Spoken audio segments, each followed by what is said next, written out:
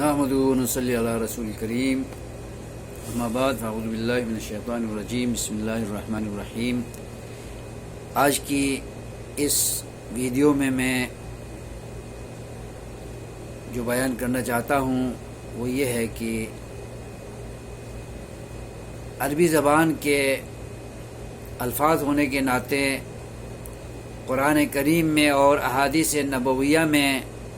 وہ الفاظ منقول ہوتے ہیں، لیکن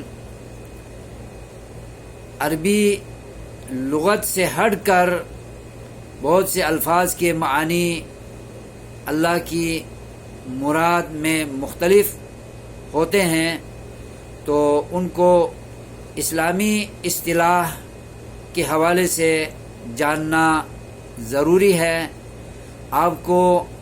لغت سے ان کے معانی مطالب معلوم نہیں ہوں گے، کیونکہ وہ اسلامی اصطلاح کے مفہوم کے تحت استعمال ہوئے ہوں گے قرآن میں یا حدیث میں، اس لیے ان کو جاننا ضروری ہے تاکہ ہمیں تفسیر کرنے میں، تشریح کرنے میں، مسائل جاننے میں اور عمل کرنے میں دقت نہ ہو، پریشانی نہ ہو۔ مثال کے طور پر لفظ صلاۃ عربی زبان کا لفظ ہے، اس کے مختلف معانی ہیں، دعا ہے